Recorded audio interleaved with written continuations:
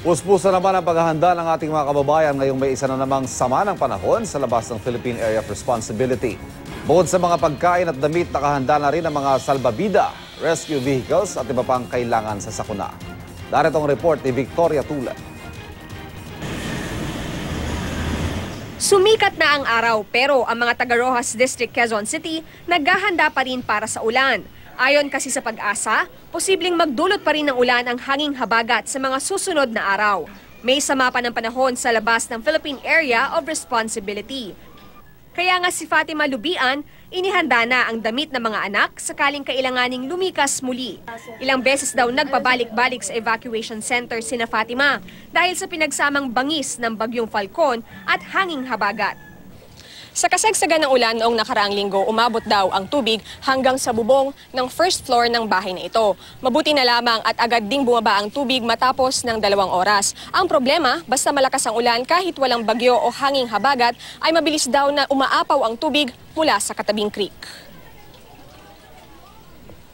Pero sa kabila ng panganib sa kanilang lugar, ayaw pa rin umalis ni na Fatima. Sanay naman na po kami, dito na lang po kami magtitiis.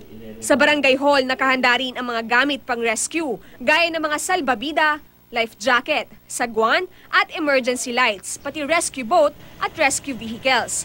24 oras pa rin daw ang monitoring ng mga kawani ng barangay. Sinamantala naman ng mga manggagawang ito ang pagbuti ng panahon at itinuloy ang paggawa ng Congressional Extension Bridge. Ilang araw na udlot ang kanilang trabaho dahil sa malakas na ulan at hangin. Kailangang matapos ang paglalagay ng pundasyon at bagong tulay sa Oktubre sa kabila ng pagpasok ng mga bagyo. Ang pumping stations naman sa Metro Manila, pinerwisyo ng basura. Bukod sa plastic, pati malalaking kasangkapan inanod.